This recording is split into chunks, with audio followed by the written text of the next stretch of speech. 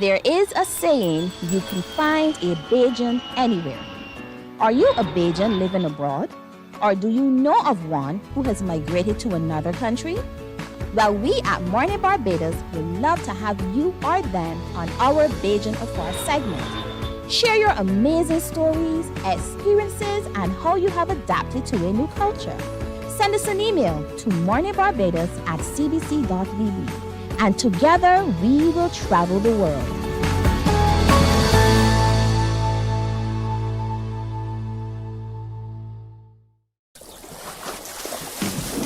From the beautiful shores of the gem of the Caribbean, Barbados, home of the amazing Harrison's Cave, the tantalizing Oystins Bay Garden, our historic garrison, the indigenous road tennis, and the friendliest people in the world.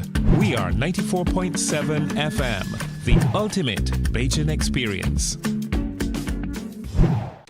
My friend, you don't plan to get it? Oh, Barbados.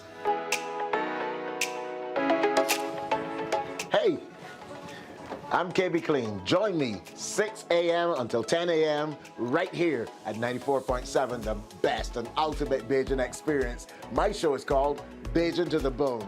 Don't miss it, Bajan to the Bone. Weekdays right here and only here on 94.7.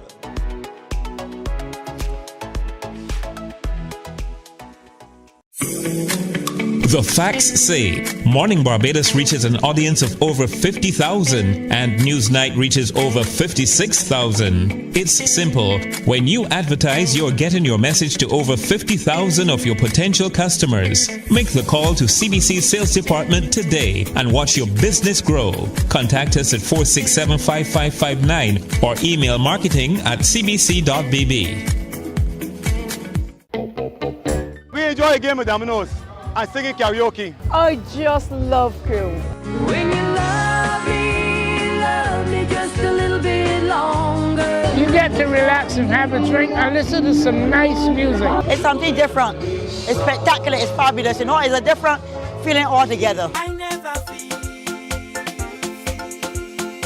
so good in a party yet. Follow me to Q in the Community this Thursday.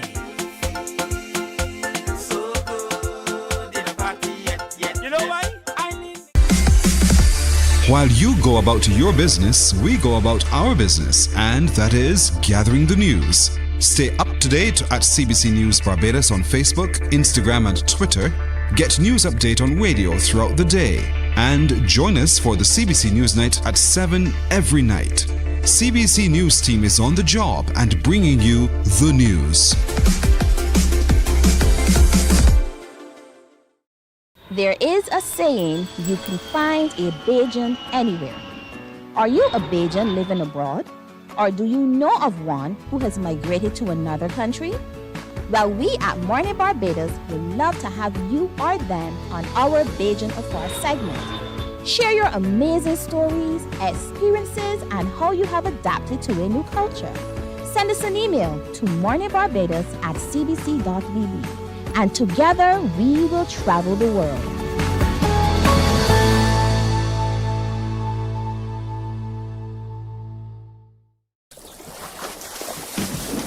From the beautiful shores of the gem of the Caribbean, Barbados, home of the amazing Harrison's Cave, the tantalizing Oystins Bay Garden, our historic garrison, the indigenous road tennis, and the friendliest people in the world.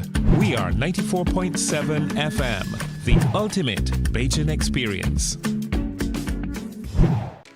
My friend, you don't plan to get it? Oh, Barbados. Hey, I'm KB Clean. Join me 6 a.m. until 10 a.m. right here at 94.7, the best and ultimate Bajan experience. My show is called Bajan to the Bone. Don't miss it, Bajan to the Bone.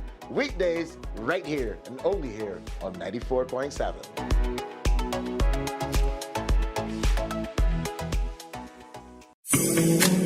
The facts say Morning Barbados reaches an audience of over 50,000 and Newsnight reaches over 56,000. It's simple. When you advertise, you're getting your message to over 50,000 of your potential customers. Make the call to CBC Sales Department today and watch your business grow. Contact us at 467-5559 or email marketing@cbc.bb.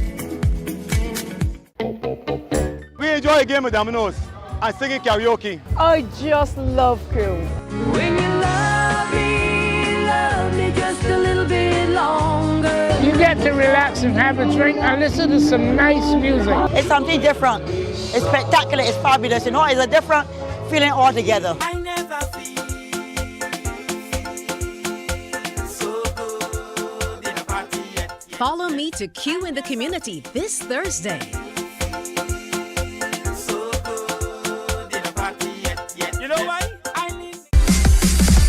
While you go about your business, we go about our business, and that is gathering the news. Stay up to date at CBC News Barbados on Facebook, Instagram, and Twitter. Get news update on radio throughout the day. And join us for the CBC News Night at 7 every night. CBC News team is on the job and bringing you the news. There is a saying, you can find a Bajan anywhere.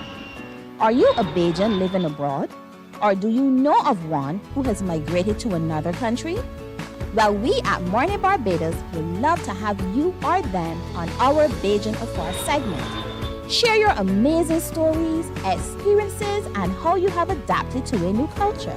Send us an email to morninbarbados@cbc.bb. And together we will travel the world.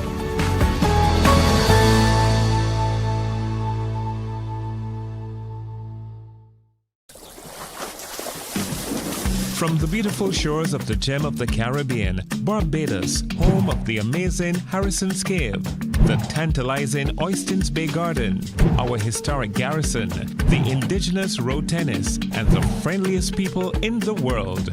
We are 94.7 FM, the ultimate Bajan experience. My friend, you don't plan to get it? Oh, Barbados.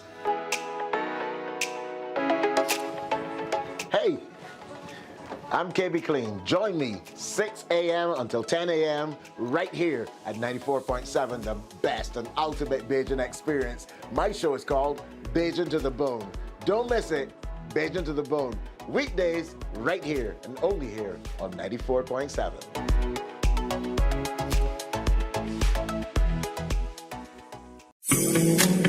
The facts say Morning Barbados reaches an audience of over 50,000 and Newsnight reaches over 56,000. It's simple. When you advertise, you're getting your message to over 50,000 of your potential customers. Make the call to CBC Sales Department today and watch your business grow. Contact us at 467-5559 or email marketing@cbc.bb. We enjoy a game of dominoes and singing karaoke. I just love crew. When you love me just a little bit longer. You get to relax and have a drink and listen to some nice music. It's something different. It's spectacular. It's fabulous. It's a different feeling altogether. I never feel so good in a party yet. Follow me to Q in the Community this Thursday.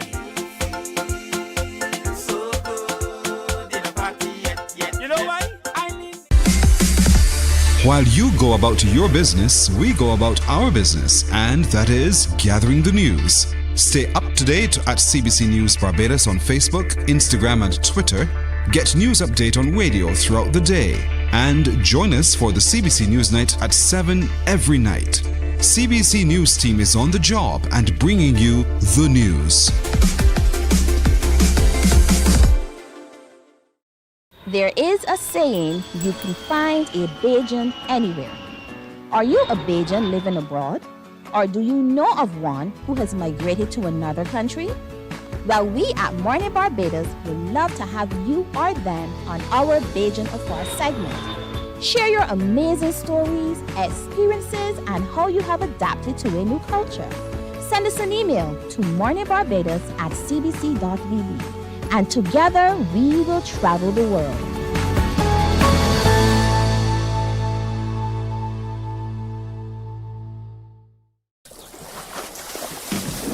From the beautiful shores of the gem of the Caribbean, Barbados, home of the amazing Harrison's Cave, the tantalizing Oystins Bay Garden, our historic garrison, the indigenous road tennis, and the friendliest people in the world.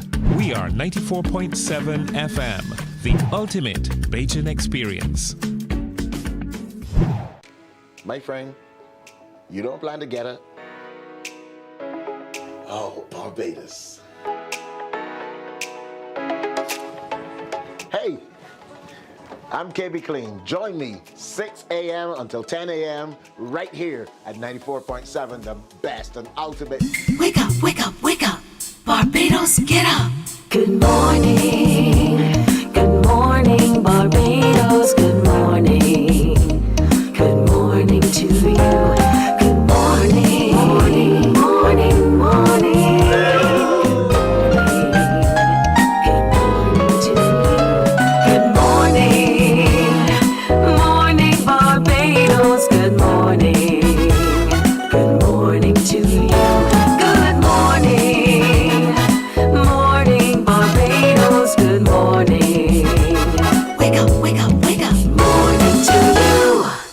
Good morning to you and morning Barbados. It's Wednesday, August 21st. So good to have you in company today on a fantastic, some drizzles this morning. We love it nonetheless because it wets the plants, makes things good. We need it to survive in every respect.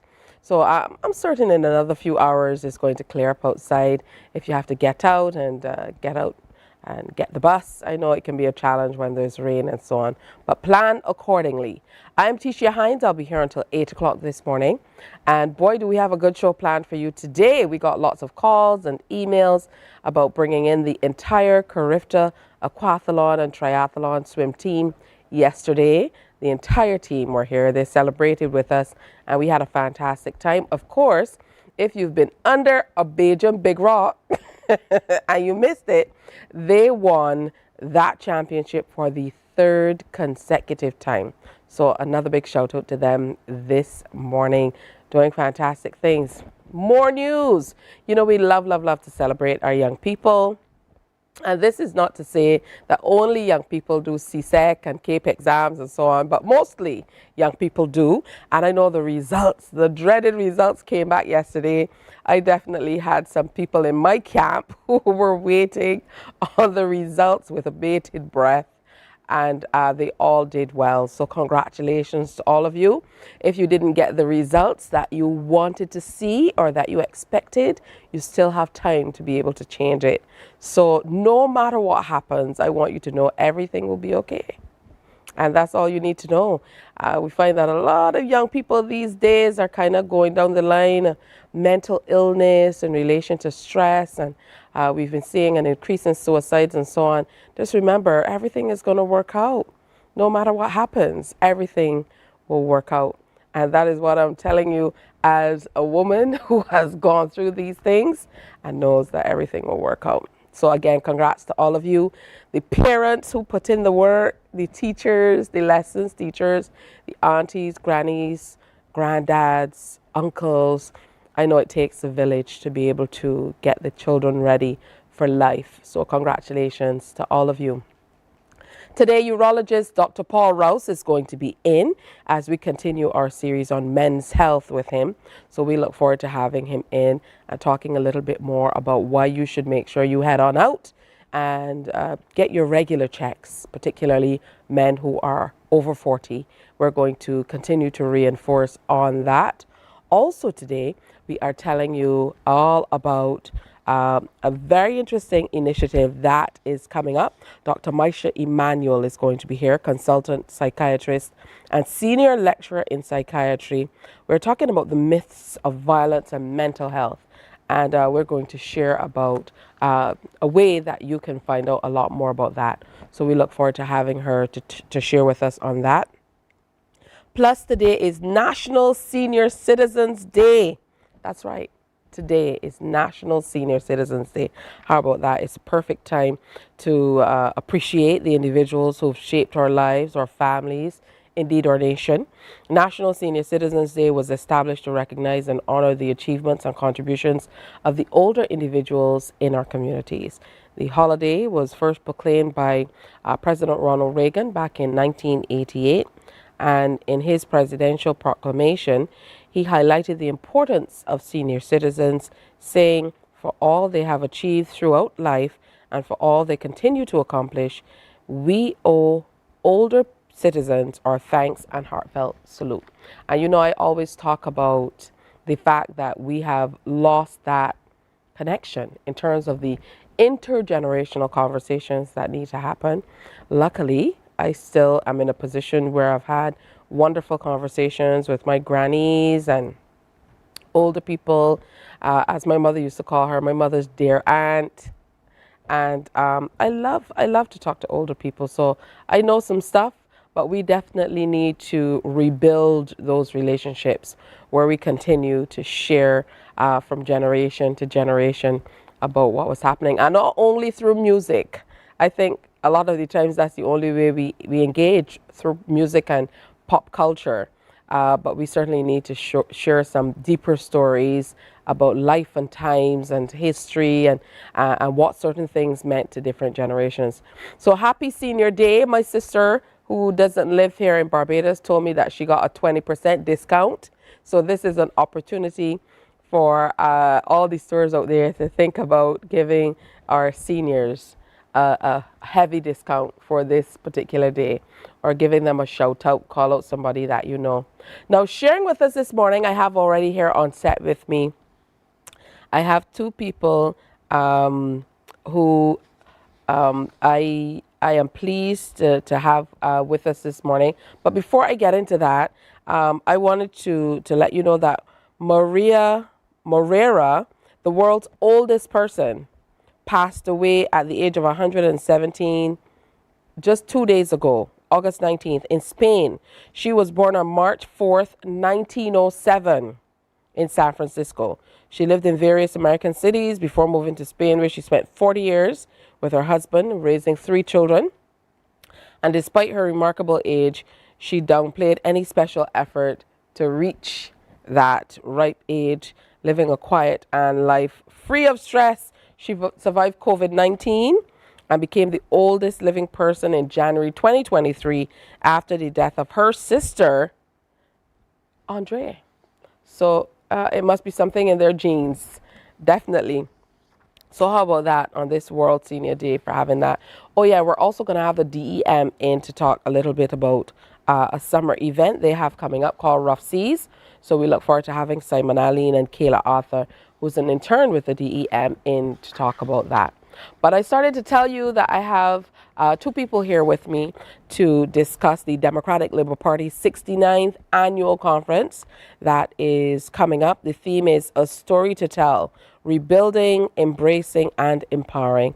So let me say a special good morning and welcome to Quincy Jones, the annual conference chairperson for the Democratic Labour Party. Hey, good morning to you, Quincy. Good morning, Tricia. Good to have you here. And Maxine McLean, welcome back. Thank you very much. And I'm a senior citizen as well. So happy Senior Citizens Day. You don't look it at all. Well, thank you. You know, that's a good thing. And, you know, it's wonderful to have you here again this morning. Now, we're talking about the DLP party's, the Democratic Labour Party's 69th annual conference that's coming up. I mentioned the theme that is happening. So as chair, I'll start with you, Quincy. No problem. First of all, quite a milestone to be able to make it to 69. Yes, it's very, the Democratic Labour Party over these years has done its work throughout the nation of Barbados, and we are celebrating 69 years of our anniversary. We decided this year to focus on a theme that's more home-hitting to what is really going on. and a story to tell about the Democratic Labour Party over the years. And we also want to focus on rebuilding, also empowering and embracing change, and also empowering the entire nation about what we can do for them in years to come.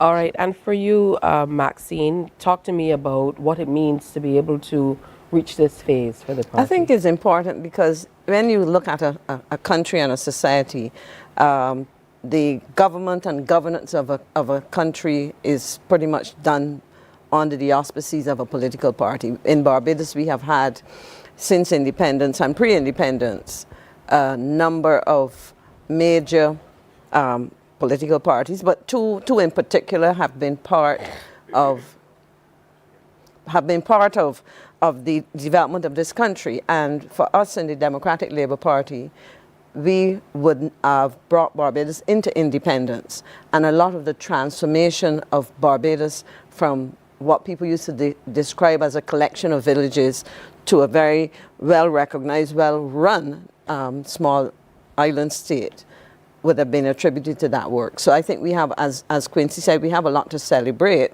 And as we trace the development of the country, and we expect that we will continue to contribute to the country's development, and therefore, building on the foundation that brought us to this point, we anticipate that we will continue to be an important institution in Barbados and in the region, because we also would have been part of bringing the Caribbean together.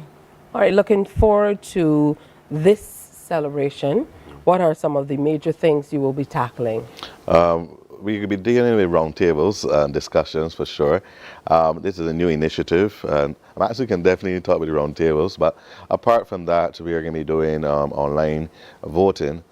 We decided to do some innovation this year, and we have to get it with technology, and we cannot, as a political party, behind or say that we are pushing innovation and we don't do it ourselves. So this year we're doing online voting, which is going to be an experience of itself. We are going to be doing our digital booklet. So a lot of things we are trying to do this year is more of a digital format, because we have to embrace change, we have to rebuild, and part of that is you have to create a different direction by getting the message out to every Barbadian. And you realize that everyone's on the phone, everyone's on social media, so we really have to invest a lot. And by investing in our social media platforms and investing in our technology, whether it's schools, whether it's the senior citizens, and whatever they do, that the building of that technology within our stats this year shows that we are going forward, and we have to go forward with the change.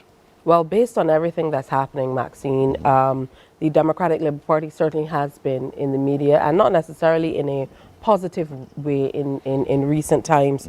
So that process of rebuilding will most certainly start within, even before you start to move into new areas or digital places and spaces as the world is going. What do you anticipate that will look like? You mean in terms of the rebuilding from within? Well, I think that process has already started. One of the features of the Democratic Labour Party is the emphasis on democratic. And perhaps sometimes when you see the negatives, I would say it's democracy on steroids. And individuals constitute part of an institution. And at the end of the day, while you seek to manage individuals, the technology that he refers to, the world now, everything is instantly available. And communication happens that way. And I think it works for you and it works against you. But I would say that notwithstanding the challenges that we've had, we continue to work. We continue to focus on the issues at hand, and we will be better able to do so. I anticipate that this conference will also be what I would call an impetus to continue to focus on what is the priority and what are the issues that we as a political party have to address. And that is addressing the concerns, the issues that challenge, that face Barbadians as we operate and negotiate domestically and internationally. Do you anticipate at all that you will have to kind of bring the membership together, based on all that's happening? in this 69th year in a way that you've not been charged to do in the past, given all that's happening? And I think the structure of the conference reflects that. Quincy indicated, first of all, the theme seeks to capture and reflect the realities of the party. We're talking about rebuilding, of course, having lost 2 elections, embracing, recognizing that there have been differences of opinion manifested in ways that we would have preferred as an institution not to see. But we also need to ensure that all members recognize that within the family of the DLP, that we go back to what we've described ourselves in the past, the dear loving party. And we will embrace ideas, we will embrace our membership, we will embrace those who are seeking to join. And I can tell you recently I was on a program, and as the acting president was speaking, people were asking how can they join the party. And of course, as we rebuild and embrace, we're doing that towards not only empowering our members to understand what are the important issues facing them, what they need to do to continue to participate in the development of the country, but also empower others as we, the issues we look, because we don't do what we do for the members' sake only, but it is for the people of Barbados. Okay, Quincy, for a very long time you represented the younger people in the party. Not so right now. We're in the same age range. I am still young. I'm not coming there yet. Soon.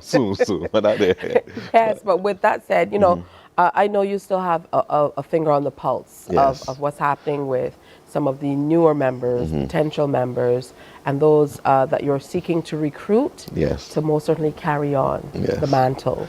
So, what are younger people saying at this stage? Have you been able to attract them to want to be a part of the party? I know Maxine has mentioned that there's a lot of interest. Does that include a lot of younger people based on what you have experienced as a teacher and as someone who has really been a part of the Young Democrats and moving forward with the party? Well, I can say that this year we are focusing on bringing a lot of young people and the seniors together. They don't know more about seniors versus the youth or anything like that. What you're going to see that the whole program and the whole layout and the structure has involved both youth. As you can see here, today even our committee is half youth and half seniors, because we have to mix the young with the old, because we as young people still need guidance. And we cannot forget our seniors, because the seniors have been the experience, right, Maxine? So we are guided by them, but we are just adding a little flavor, a little modern taste to it. And because of that, the conference, you will see in the elections process, there'll be young people in charge of that. You will see in the ushers and the presentations of the speakers, young people are in the focus of that. So because of that, we're able to mix both the young and the old. And because of that, we are empowering now everyone, because the political party has to be relevant. And out of that relevance, we even have the roundtables discussion, and we are focusing on topics such as housing and education and health and areas of community development. And the Summit of the Young Persons will be part of that roundtable as we look at policies on how to solve and get ready for better general elections, whatever it is called.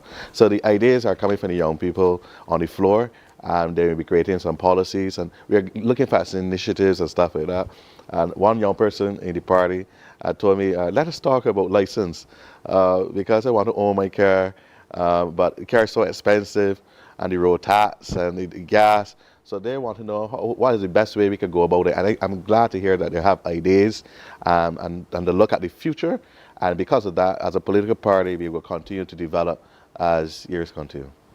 Absolutely. Are there any other specific areas that you, from your perspective, as more or less an elder within the party, someone who's been around for quite some time, feels that you need to tackle as well? I mean, there are many areas. Obviously, you talked about youth engagement. We talked a little bit about, kind of bringing new people on board. I know policy development most certainly will be a big part of what you do. You're talking about moving into new and engaging markets and things. But how about things like internal unity and leadership? That most certainly is important. I know you said that falls under the rebuild aspect of what you're hoping to do as well? Now, one of the things that well, first of all, perhaps, but let me speak to the issue you raised. We have a process of resolutions. So members, through their branches, send resolutions which will be debated. In the past, that typically would have been the major focus of the conference in what we call the business days. And that will happen. And it is within those resolutions, I'm sure members will speak to the things that concern the internal operations of the party.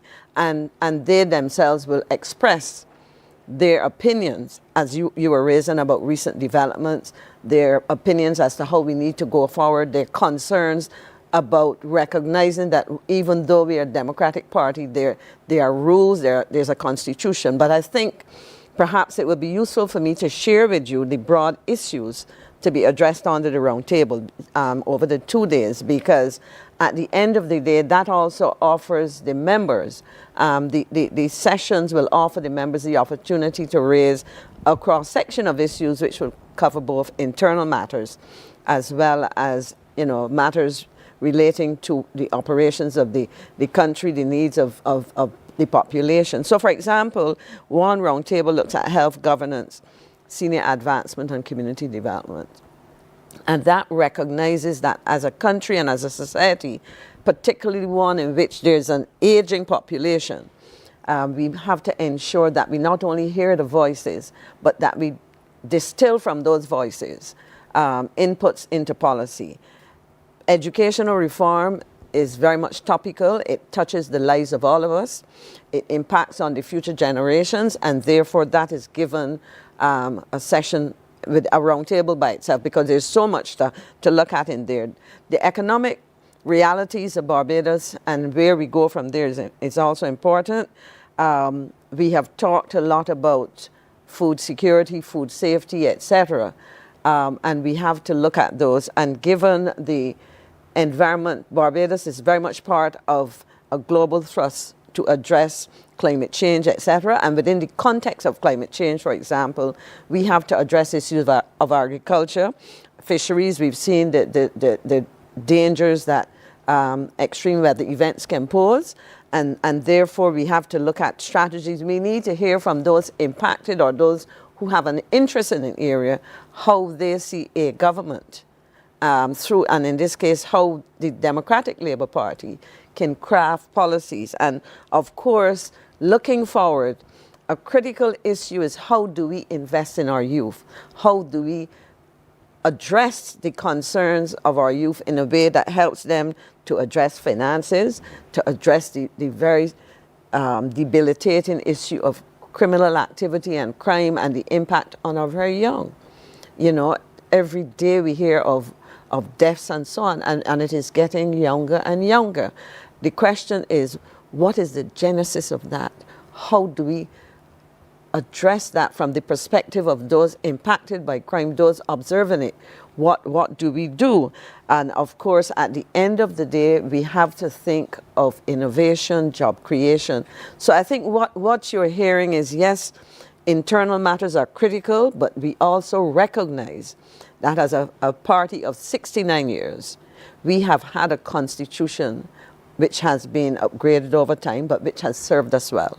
And it will serve anybody who wants to be part of the DLP to understand that constitution, and above all, to understand that no individual is bigger than the party.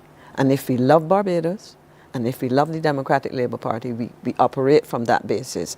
And we recognize, like Barbados, the party is a rules-based organization. We are a rules-based society, and that has to be reflected in our political party as well. All right, what are you looking forward to most? Not only from a personal perspective, because I know that when it comes to being a part of any organization, you obviously have your own personal expectations of that organization, but also as someone who has been really hands-on with the work that's been done. What I'm looking forward to as leading this conference for the first time, I'm looking forward to what I call execution. We actually deal with real matters, both internal and external. and we come up with possible solutions. And by that, we go the way forward. We have to look at the next couple of months, how we move our party.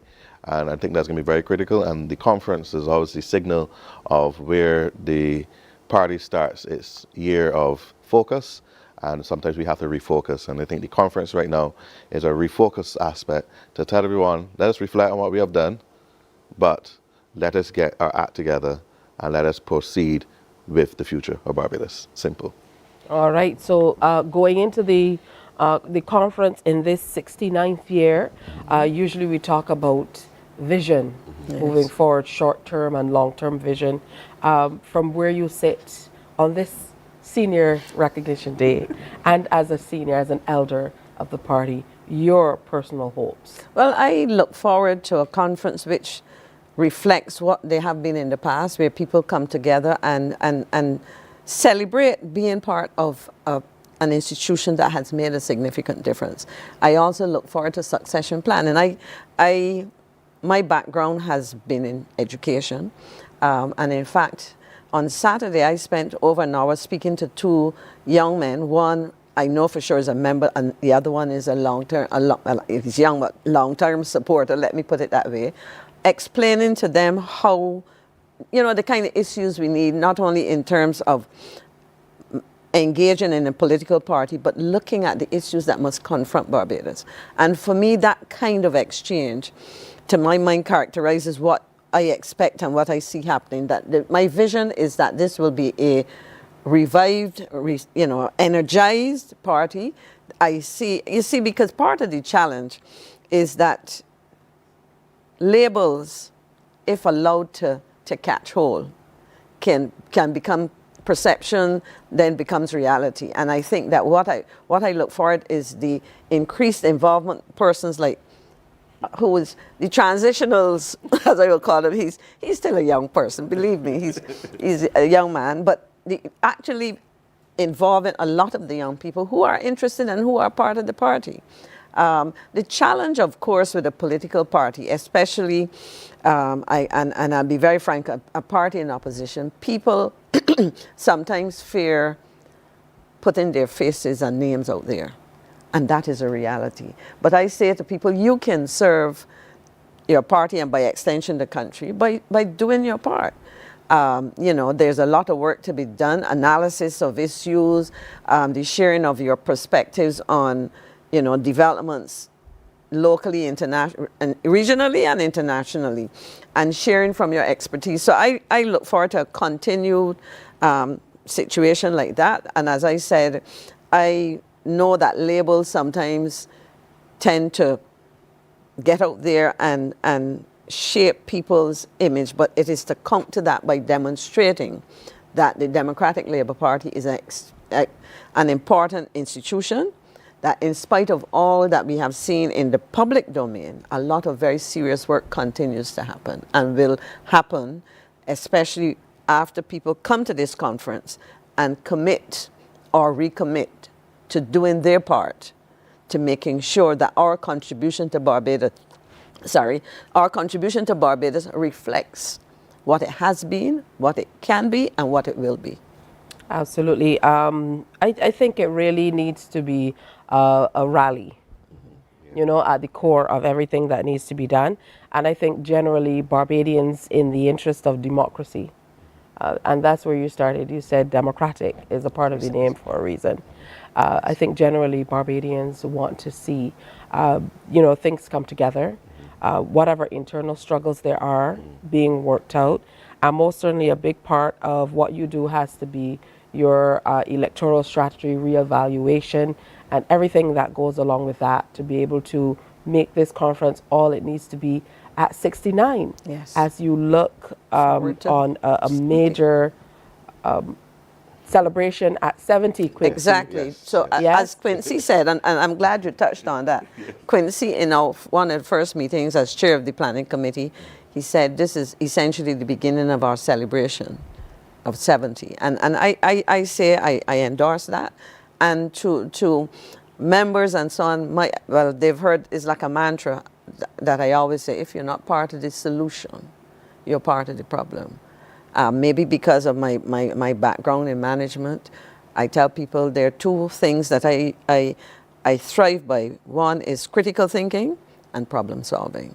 And I think part of what we are seeking to do in our roundtables is to ask our members to exercise their minds and share their views and their opinions, because this would not be the first time. In fact, it is almost reverting to something that has been a major part of the conference, because over the years, if you look at some of the historic policy and legislation, etc., national insurance, these things would have, they came out of the dialogue that took place at specific conferences. So this is what we're looking, and that's the true value of really involving our members in those roundtables. I think that's going to be, The Democratic Labour Party has never not been in the media, but at this time, in the full glare of the media based on the current climate, has this kind of shaped how you are approaching the execution of the conference?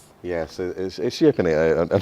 It's a very interesting lead up to the conference, and I'm just staying focused. I'm just staying focused on the conference, and let those who have to deal with those issues deal with them. And my stance is, as I told the entire committee and to the entire party and the general council and staff, the focus is on let's deal with both internal and external issues. We are a party that people are waiting on. People are waiting us to get back up on our feet, to be out there strategizing. People are waiting for candidates. People are waiting for policies, initiatives. So before we get there, we have to do our own introspective on how we behave and how we say and what we do. And as going forward, with this structure of this conference, that I'm very delighted to be. I think everything, there's never such thing as a bad publicity. I always believe in that. Because at the end of the day, it's the DLP name on everybody's lips or tongue. And I'm excited, and I'm glad to be leading at this conference. And I know that as future goes on, as we get ready for our 70th anniversary next year, there will continue to be some more excitement. Whether good or bad, ups and downs, it's part of life. And it's how we, even as internal as ourselves personally, we don't always have a good day. And sometimes you just have to step back and go again. Yeah, and as far as media engagement goes, I know sometimes it's easy to have some of the negative things out there, but to hear there's so much going on with the party, even outside of what is in the full glare of the public, it's important to be able to share that as well. For hope for people who are a part of the party, some who may be disillusioned, and certainly for new engagement, it means that you have to be able to share even beyond some of the negativity. Even though I do agree with you, Quincy, any press is good press. When it comes to PR people and media people like us, we truly believe that. So best wishes on the conference. Thank you very much. And final word for those people looking on. Well, what I would say, I anticipate a very good conference, but I say to our members, as we celebrate and participate in the 69th annual conference, recognize that we have individual and collective responsibility for presenting the image of the party. And therefore, the whole, while Quincy says, publicity is, that's fine. But I believe, I believe that we really have to recognize what is important and what is necessary in terms of addressing the things that matter most to Barbadians. And thank us, and I really want to publicly thank my young friend. I'm just, well, you are, but really and truly, and the whole delivery of the conference, the approaches really demonstrate an appreciation of the need to innovate. And Quincy, and he's the face, but there are a number of young people who are going to work on our digital publication, or who have worked on it. And, so it really has been a pleasure to be working yet again with a number of the younger members of the party. And that has been my experience over the years, that it is, it is a mix. I was here, if I digress, on Monday, and I talked about the mix of members of the alumni and the, so that is the norm. And any suggestion, that's why I talk about labels. We are members and we do our part, The ones who have experience will share. The ones who have experiencing the new technologies will share with persons like myself so that I'm able to stay abreast. So thanks so much. I think I will say finally, members of the party, come and participate. We have over the years had excellent conferences, and this one will be no exception. All right, final word from you, Mr. Chair. All right, so it's a story to tell. We got to rebuild. We definitely have to acknowledge, we have to embrace, and we definitely have to acknowledge, we have to empower. This is our party, this is our conference, and this is our story to tell. So see you on this weekend, from the 23rd to the 25th of August at the headquarters, and come and let us unite, give positive ideas and solutions, and let's get on with the business of the day. Thank you. The Democratic Labour Party's annual conference coming up, celebrating 69 as they look towards 70. It's again a story to tell is the theme. Very Barbadian, it sounds like to me. And we most certainly look forward to constructive dialogue and all that they say they'll be working on in the areas of everything from electronic voting to a new marketing strategy, and of course breakout room or round table discussions to be a part of this conference at this time. Thank you both for coming in and sharing with us. Look forward to seeing you again soon. I most certainly hope that you, Maxine, can grab your sea bath when you leave here, because I know that this is the second, an essential part of my existence. That's important. All right, time for a break here on Morning Barbados. When we come back, we're talking to the DEM. Stay with us. Morning, morning, morning. Good morning. Good morning to you.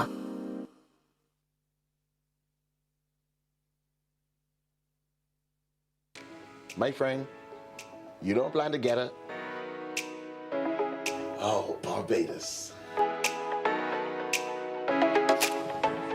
Hey, I'm KB Clean. Join me 6 a.m. until 10 a.m. right here at 94.7, the best and ultimate Bajan experience. My show is called Bajan to the Bone. Don't miss it, Bajan to the Bone. Weekdays right here and only here on 94.7.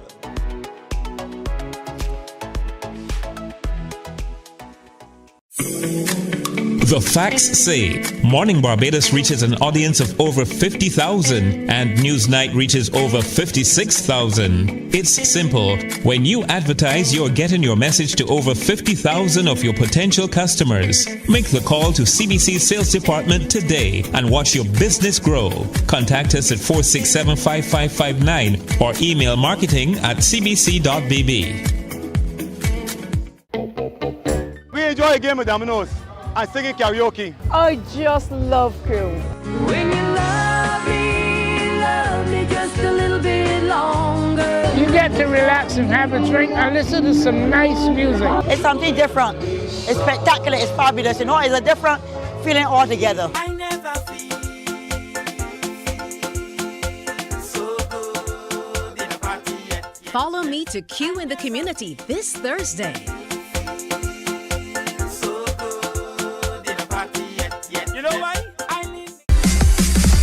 While you go about your business, we go about our business, and that is gathering the news. Stay up to date at CBC News Barbados on Facebook, Instagram, and Twitter. Get news update on radio throughout the day. And join us for the CBC News Night at 7 every night. CBC News team is on the job and bringing you the news. Morning, morning, morning. Good morning. Good morning to you. All right, 6:49, 11 minutes to go now before the 7 o'clock hour, and we're talking rough seas or high seas, high winds, rough seas. The DEM is having an amazing summer event, and to tell us more about it, Program Officer with the DEM, Simon Aline, is here, and he's also brought along Kayla Arthur. Welcome to the world of work. You have to get up early.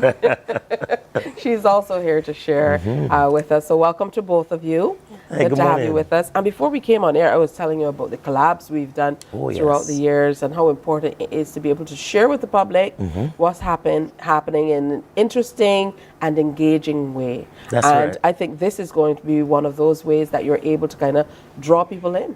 That's right. So the whole event is called High Winds, Rough Seas, and it deals basically as a targeted youth approach. So on Friday, August the 30th, from 10 a.m. to 3 p.m., we will be in Queen's Park.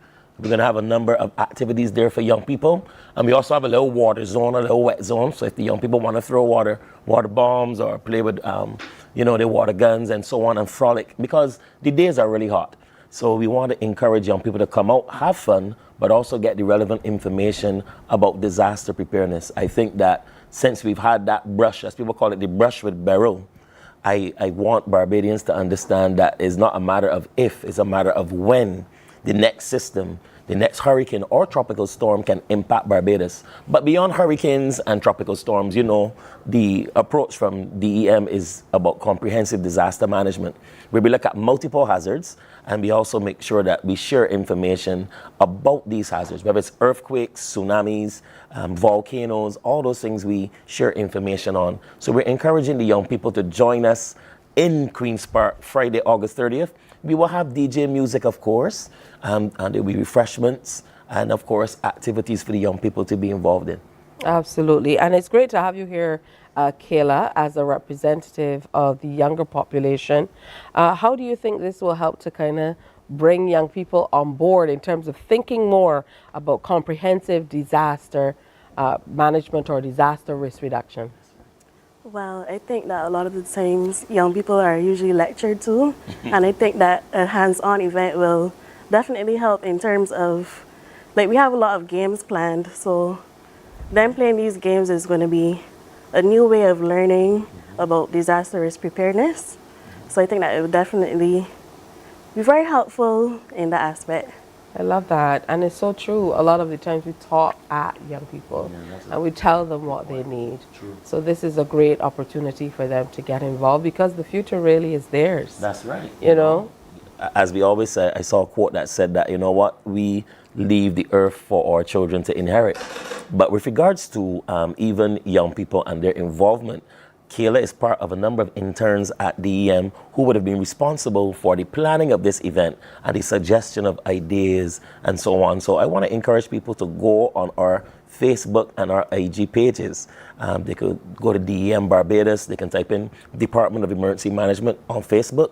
They will see the funny videos leading up to this event. And we just want to encourage all youth groups, church groups, to come out and be a part of what we're doing with disaster risk reduction. And Kayla, I know there are going to be a number of demonstrations. You mentioned it. What are some of the things we can expect? Well, and I say we because I'll be coming too. Come on, I know you say you want young people to come out, but I'll be there. Maybe not with a water gun, but I certainly will be there. Something. Well, we're going to have displays from departments that the DEM directly works with, such as the Fire Service, Water Authority. And as I mentioned before, we're going to have games such as a scavenger hunt, trivia, cup pong. There's going to be lots of fun. Yeah, it will be. I look forward to that. What are some of the areas through the years, Simon, that you have found have been most impactful in getting Barbadians on board so they're thinking along the lines that they need to? I think that over the years, the Department of Emergency Management under the leadership of Teia Hind, we would have had a number of initiatives. I find that one of the things that we're excelling more at is public awareness activities. And it's important that we go out there. And up to last week, we were at Q in the community.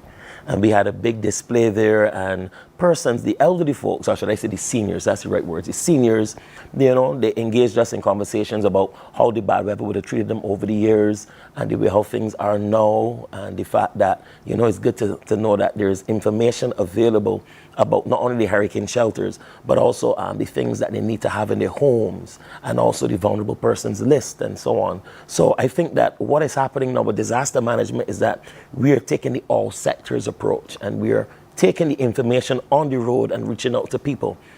For the launch of the hurricane season, we were in Queen's Park as well, and the engagement for the whole day, so many people passed through Queen's Park, going to Bridgetown to shop. They got the information that they wanted and they asked questions. So I think that for us, we want to make sure that we disseminate information across the whole demographics. So right now we're focusing on young people, but most of the time we do general public awareness to everyone. And there are a number of vulnerabilities. I know that your view probably has changed since being at the DEM. Most certainly my engagement with the DEM throughout the years has been shaped by a lot of what was shared. And as people who live on water scarce, small island that's labeled as a developing state, there are many things outside of just the weather that we have to take into consideration. So will your presentations take into consideration all of that and share by way of simulations and engagement so people truly understand that everything from brush fires and the burning of the cane fields and so on impacts what happens in our communities, in our weather system, with our day-to-day lives? Yes, we'll definitely have a very wide range of displays, and the event is more so focused on hurricane preparedness because we are in the hurricane season, but it's definitely going to provide lots of knowledge in terms of disasters on a whole. That's All right. Excellent stuff. How can parents and guardians support, their children's understanding of what's happening as well? Because for a lot of young people, what they see is that hurricane season, they go and buy a lot of canned food. And I remember at a recent presentation we had, Minister Abrams said that he had talked to someone who imported an entire barrel in preparation for hurricane season. Don't say wow yet. By November, he was like, what happened to all that stuff? So we didn't eat that. so what you have to remember is if it's for hurricane season, it's supposed to stay there. That's right, for at least 6 months. You're not supposed to kind of be putting that in the general pool of what you're doing. I think people forget that. So they're like, we're buying a lot of canned foods, but all of a sudden, well, barrel passed us, so here we go. We're going to use it. So they have to go and kind of replenish each time. So what can we do to let people know, this is something we need to take seriously. We need to stock stuff up. We need to get things in place. It has to be a concerted effort. True, and it goes back to the messaging from DEM. Hurricane season is roughly 6 months from June to November. And we've already passed June. We're into August already, but we have 3 more months to go, September, October, November. And if my history is correct, remember Tropical Storm, almost Hurricane Tomas, passed in October. So we're not out of the woods yet. So we just want to encourage people to, along with the canned goods and the food and so on, let's go beyond just having the non-perishables. Let us also assess our environment. Look at the trees that may be overhanging the power lines or the breadfruit tree in your backyard that is precariously leaning over the house.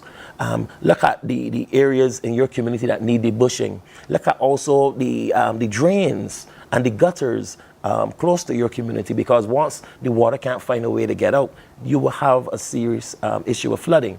And I think that for those persons living in coastal areas now, after the passage of Beryl, people recognize that storm surge is a serious thing, especially those on the southern coast. So you need to have your sandbags. You need to elevate the furniture and electronics so that in case the surf comes into the house or the property, it wouldn't make any major damage to your property. All right, final word from you, Kayla, for young people as to why they should come out and be a part of this event coming up. The DEM summer event, High Winds, Rough Seas, is coming up next Friday, August 30th, Queen's Park from 10 to 3. As youth in the Caribbean, especially in Barbados, we are vulnerable to natural disasters, and it's important that we know how to respond to such events. And as mentioned before, Barbados has an aging population, so some of us may live with our grandparents and older people in general that we may have to help take care of in such events, and we need to know exactly what to do. So it is very important that we are equipped with the knowledge on how to handle. Excellent. That's right. And more importantly, we want the young people to come out because it's going to be a fun day. We have lots of activities, DJ music, food, drink, and the activities. Yes, of course. Special adult snow cone, Simon. Okay, I'm going to take that back. But for sure, there'll be a lot of things to see and to do. So we're just encouraging those parents, and you know, there are a lot of activities for the young people to do. We want to keep them active, and we also want them to be exposed to positive literature and information that can be life-saving. I mean, knowing how to identify when a tsunami is coming can save your life, not only your life, but the life of those on the beach. So there's a lot to learn, there's a lot to enjoy, and more importantly, we want to make disaster management become like a hot topic in houses across Barbados. Absolutely. I know there was some rain maybe a week or so ago, and the flooding, it was phenomenal. So when you talked about this debushing and the cleaning of wells and drains and so on in communities, as we drive around, we could see the overhang of the bush onto the roadways and so on. We really need to get back to cleaning up our communities. So, you know, all of that is very important, and it's a great way to start by engaging communities. I look forward to seeing you guys in Queen's Park on Friday, August 30th. And of course, they're encouraging you to make a stop as well. You can stop by during your lunchtime. The children are out of school. Make it a day for everyone together to be able to experience all of the activities that will make up this very important summer event put on by the Department of Emergency Management. Thank you both for coming in. Simon Aline, Program Officer with the department, and Kayla Arthur, who is an intern with the DEM as well. It's wonderful that they brought you along. Yep.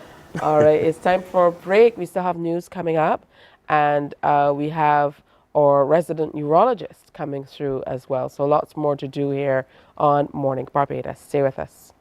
Morning, morning, morning. Good morning. Good morning to you. While you go about your business, we go about our business, and that is gathering the news. Stay up to date at CBC News Barbados on Facebook, Instagram, and Twitter. Get news update on radio throughout the day. And join us for the CBC News Night at 7 every night. CBC News team is on the job and bringing you the news. There is a saying, you can find a Bajan anywhere. Are you a Bajan living abroad? Or do you know of one who has migrated to another country? Well, we at Mornin Barbados would love to have you or them on our Bajan Afar segment. Share your amazing stories, experiences, and how you have adapted to a new culture. Send us an email to morninbarbados@cbc.vb. And together we will travel the world.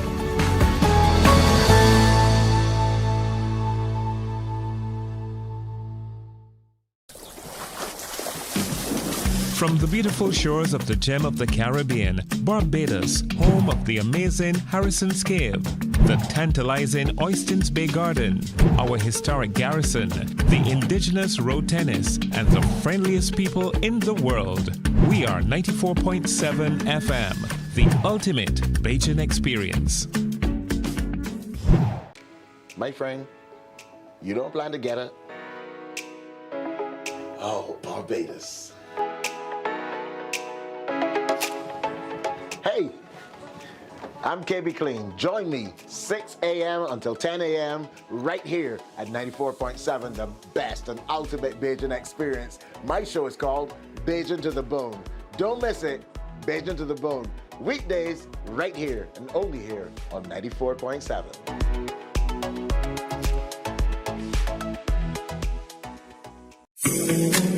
The facts say Morning Barbados reaches an audience of over 50,000 and Newsnight reaches over 56,000. It's simple. When you advertise, you're getting your message to over 50,000 of your potential customers. Make the call to CBC Sales Department today and watch your business. Morning, morning, morning. Good morning.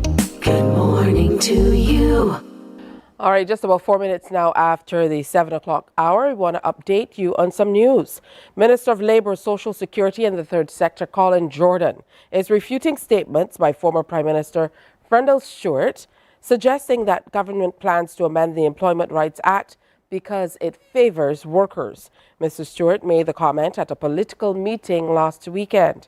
In response, Minister Jordan wants Mr. Stewart to indicate where and when the information was conveyed that government wants to amend the Act. I challenge him to indicate where it was reported or the speech in which it was that information was conveyed.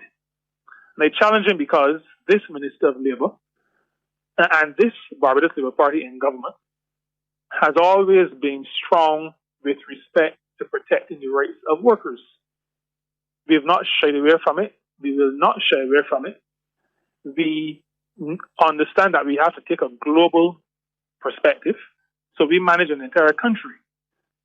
But we manage an entire country where our policies will be people-centered and where we will be intentional in creating a society where decent work is at the core of national development.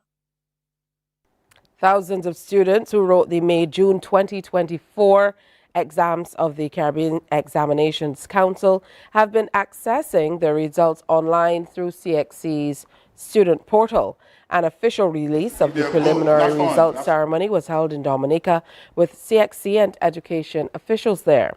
Director of Operations, Dr. Nicole Manning, in assessing the examinations, says they were impacted by weather systems and bomb threats, which impacted Jamaica, the British Virgin Islands, and Dutch St. Martin. She adds the challenges were overcome. Dr. Manning also says while more candidates took CXC exams, less subjects were written. She shared CXC's concerns about the use of cell phones and cheating, along with attempts by some candidates to have their exams taken by other people. You're finding that they're trying to pass off as another candidate. That's not good, but it happened, right? So, of course, the situation was identified and the candidate is not only disqualified, but debarred for 2 years. So it's a very serious matter, okay? Things like cell phones, we saw a lot of cheating this year. If you notice on screen, you're seeing a number, 54. Last year it would have been what? 36. That's a big increase. And candidates have to sign to agree, yes, this is what happened. So we're not just making it up. The supervisors and vigilators are not making it up. Now, Registrar and Chief Executive Officer Dr. Wayne Wesley wants ways found to assist students in excelling more in mathematics and English. Let's ensure that students leaving the school system, if they don't have anything else, let's ensure that they are numerate and literate. To that end, the Caribbean Examinations Council has already commissioned a team to begin to develop standards for literacy and numeracy. And those standards will be used with the incorporation of artificial intelligence for us to be able to design targeted intervention for the areas and opportunities for development for these candidates. And how is it that they are going to acquire the skill? This particular program will be complementary with what is happening in the education system. An increasing number of Barbadian women are being diagnosed with early-stage breast cancer. Word of this is coming from Medical Coordinator for the Barbados Cancer Society, Dr. Shirley Jagaru, who says patients with positive diagnoses ranging from stage 0 to 2 have a 98 to 100% 5-year survival. Dr. Jagaru was addressing the launch of the CIBC Walk for the Cure 2024. Briefly, our monthly stats at the clinic are as follows. Average of 700 mammograms and 130 ultrasounds are done every month. The positive cases, as stated before, continue to increase yearly. In 2019, we had 65. In 22, we had 135. And then last year, we had 147. Now, these include cases that are being referred from QE for biopsies or for mammograms and ultrasounds. This year's walk will take place on Sunday, October 6th starting outside CIBC's corporate head office at Warren's in St. Michael. There will be the 5K run, which starts at 3:50 p.m., and the 5K walk that starts 10 minutes later. T-shirts may be purchased from the Breast Cancer Society, Henry's Lane, Lower Cullimore Rock, or at one of the CIBC's pop-ups. Now, Managing Director of Barbados Operating Company CIBC Caribbean, Donna Wellington, says since beginning back in 2012, Walk for the Cure has raised over $4 million across the bank's regional footprint. Last year, our efforts resulted in a total of 200,000 Barbados dollars raised, and all of which was presented to the breast screening program of the Barbados Cancer Society. And we are optimistic that we will reach and surpass this target this year again. The walk best exemplifies the culture of care which we are fostering at our bank. In sports, the International Cricket Council has given failing grades to 3 pitches used in the recent ICC Men's T20 World Cup 2024. In total, the ICC assessed 18 of the pitches as very good, while 31 pitches were satisfactory. But there is concern for 2 that were in New York and 1 in Trinidad. CBC's Mark Seal is on that story. In those 2 games in New York, Sri Lanka were bowled out for 77 against South Africa. That was on June 3rd. And 2 days later, Ireland were shut out for 96 by India. Now, in the second game, a number of out of the uneven bounce. And after remedial work was carried out, the services used for the subsequent fixtures in New York were rated as satisfactory. However, the bigger point of scrutiny was on the surface in the semi-final in Trinidad and Tobago, where Afghanistan were bowled out for 56. Some deliveries rolled along the ground, while a few reared up from a similar spot. At the time, Afghanistan's head coach, Jonathan Trott, was clear to say that that was not a pitch that you would want to play a semi-final on. In general, services at the Brian Lara Cricket Academy were deemed challenging. The ICC rates pitches and outfields for all international games on a scale of very good to unfit, with the range including very good, good, satisfactory, unsatisfactory, and unfit.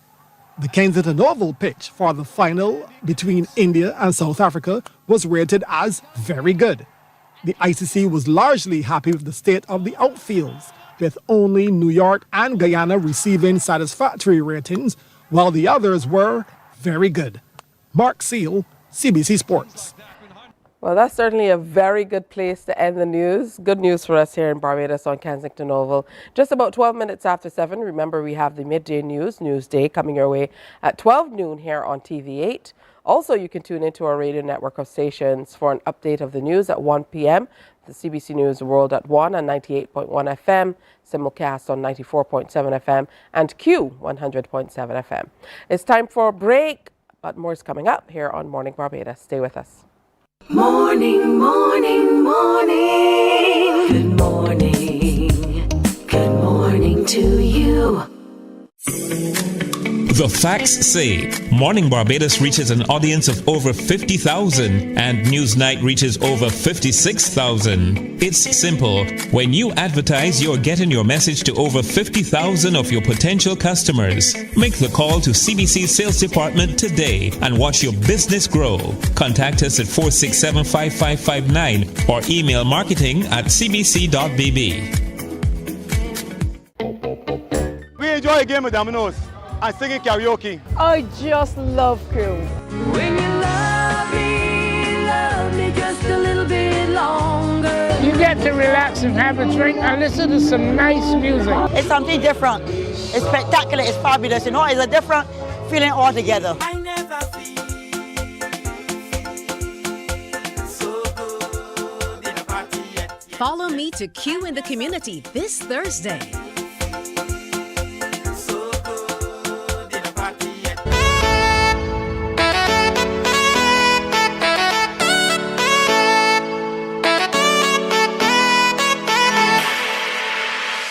is now 7:14. Good to have back with us Dr. Paul Roust, urologist, joining us. It's been quite some time. I think you skipped a few weeks. You were off for here or there. Olympics, yes. But it's really good to have you back with us. Today, we're dealing with a very serious topic. We're looking at kidney cancer. Good morning, Barbados. Thanks for having me again. Yes, I thought I'd like to talk about this topic because but to put it in perspective, we all talk about prostate cancer. If you look at the incidence of prostate cancer, you're talking about 250 to 300 per 100,000 in terms of incidence. Kidney cancer is a lot less, about 12 to 20 per 100,000. So although kidney cancer is not as prevalent in Barbados and the world as a whole, unfortunately it's one of the more deadly cancers, unfortunately, when it gets more advanced. And actually, in terms, again, if you look at with respect to prostate cancer, where the treatment of prostate cancer, namely the erectile dysfunction, the urinary incontinence, the bowel dysfunction that can occur with different treatments, whether it be surgical or radiotherapy, can have significant impact on your quality of life. Whereas when you treat kidney cancer, actually once you remove the kidney or you just remove the tumor, which is a partial nephrectomy rather than removing the entire kidney, the actual quality of life is very good after the treatment of kidney cancer. So therefore, why I want to talk about this topic is, one, to bring it to the forefront of the public, but also to encourage them to get treatment because the treatments are readily available in Barbados and the treatment-related side effects are actually quite low. In other words, you can have a very good quality of life following the successful treatment of kidney cancer. Now, what we've heard is a lot of people incidentally kind of discover that they have kidney cancer, whereas with a lot of other cancers, people talk about having, very glaring symptoms. Yes. So what are some of the things that we can look out for to be able to discover if we're having challenges with the kidneys? Yes, and that is a very good point again, in that, unfortunately, like all cancers, kidney cancer initially is totally asymptomatic. Because of the widespread use of imaging, namely ultrasound, CT scans, MRIs, for looking at all sorts of complaints, usually of the abdomen, a lot of kidney cancer is now being picked up in that way, in that you find these incidental masses within the kidney, which unfortunately, as we go on to have a biopsy or so, are found to have cancer. And again, as with any other cancer, it's really convincing somebody who's totally asymptomatic, with no pain and no symptoms, no weight loss, good appetite. Yes, they had some abdominal pain for whatever reason that probably has resolved because, as in most cases, musculoskeletal and they're feeling well, but then they're told that they have a mass in their kidney that could be cancerous. Understandably, they're very reluctant to go on to have further treatment, further imaging or biopsy, and then further treatment for something that's totally asymptomatic. So that's how we pick up most kidney cancer now. A lot of times, my GP colleagues the patients would have presented usually with non-specific abdominal pain or abdominal symptoms, have usually an ultrasound scan and found to have a mass. However, when kidney cancer does present with symptoms, one of the more common symptoms is blood in the urine. I know we've discussed this topic all along. So the usual principle is that if you have any symptoms, especially if you see blood in your urine, that you should have it checked out. A lot of the times it's nothing to be concerned about. The usual common things is, most commonly, it's usually a urinary tract infection, but sometimes it can be stone disease, which is readily treated. But unfortunately, in some cases, it can be a kidney cancer or kidney tumor that needs to be treated as well. So vast majority of people will be asymptomatic, but if you have blood in your urine, abdominal pain, you need to see your GP in the first instance, have that initial assessment, usually with an ultrasound scan. A lot of the times it's going to be nothing to be concerned about and can be reassured, but in the odd occasion when there is something there, then you'll be referred on to myself, like a urologist or my other urology colleagues, for further evaluation. Has research found that this comes down to A, heredity, B, taking care of yourself? Yes. Is it a lifestyle related condition at all? Fortunately not. Yes, we do see a slightly higher incidence in diabetics and hypertensives, but the question would be really whether or not, because diabetics and hypertensive have a higher incidence of kidney disease and hence are being imaged usually with an ultrasound to make sure that there's no reversible cause for their kidney disease, and then we're picking up a higher incidence, we're not 100% sure. But yes, there is an association, higher association in diabetics, hypertensive, a higher association in patients who have a family history. So therefore, if you have a family history of kidney disease, you should really be having having that check. And usually most of the time it will start with your general practitioner. They will usually do the usual screening test, which is a urine analysis. If there's blood in the urine, then they will go on to do further investigations. All right, so let's take a step back. And sometimes we start from a position of thinking people know. But I think it's important maybe to lay out for people the work that the kidneys do, so that they understand how important it is to be able to take care of your kidneys, and then maybe move into ways that we can in fact take care of our kidneys. So just like most organ systems in our body, you need to have adopt a nice healthy lifestyle. A good diet, usual things, cutting down all the fats in our diet. So there's an association with higher fat intake, not only for kidney cancer, but for most diseases. No added salt. It's really hard to get Bajans not to do that, but that's really important that you omit salt in your diet, and good water intake, good fluid intake. And I know that's one of the biggest problems, biggest challenges. We have very busy lifestyles, especially during the day. A lot of us are working. We don't want to be drinking a lot of fluids because then you have to go to the bathroom and distract from work. But it's really important that you should be taking enough fluid intake, that you're going to the bathroom every 3 to 4 hours ideally. That would say that you're well hydrated, and therefore you can clear the waste products from your body. And that's what the kidney does. It's a great filter of the body. It filters, it's a very unique system, if you believe in God or you believe in nature, where your entire blood is filtered, and your kidneys then reabsorb all the important stuff.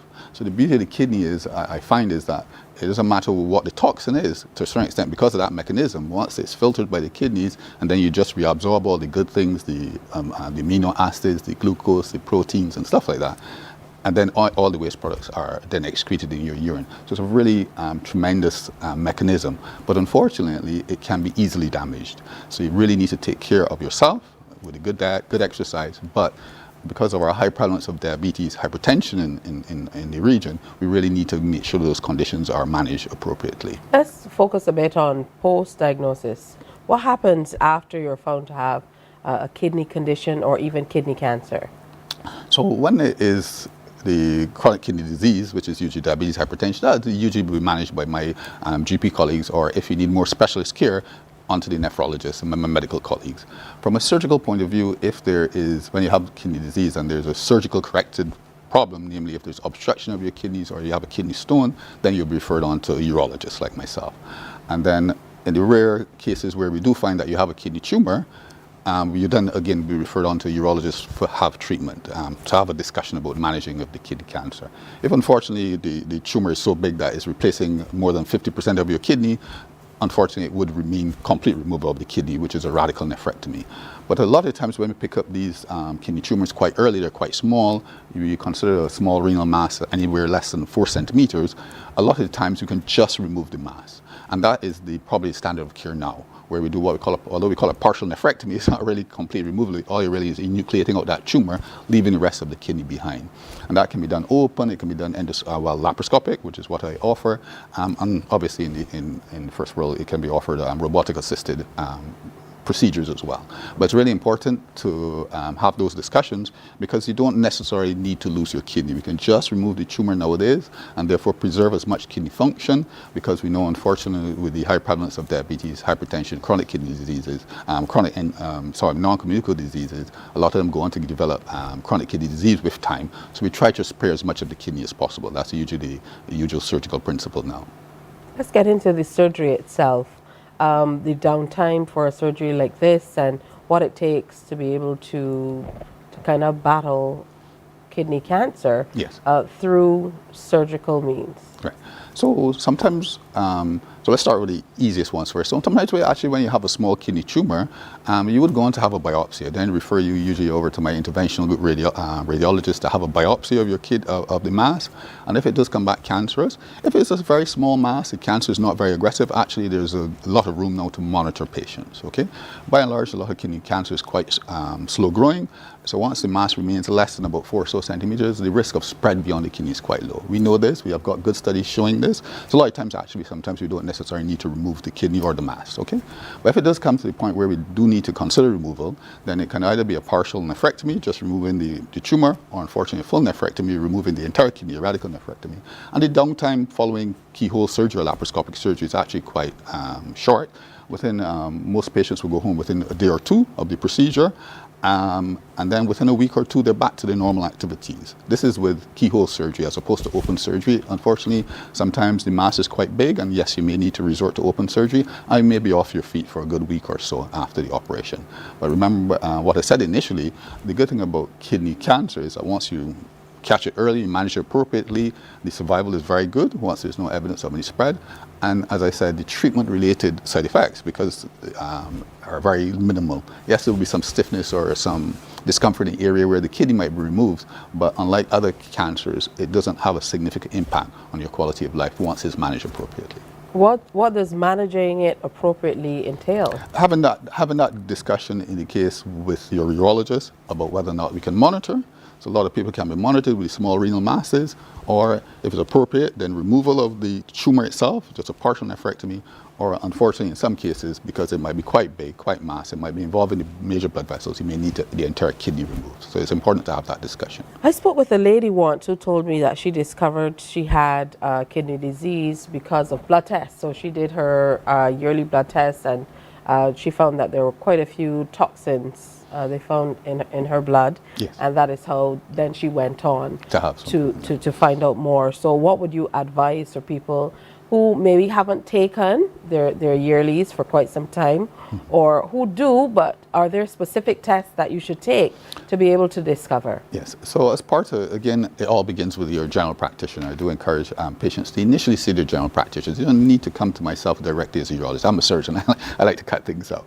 But so you usually start with your general practitioner, who would do the usual checks, check your blood pressure, check for screen for high blood pressure, screen for diabetes, do your urine analysis to make sure there's no obvious signs of any early kidney disease.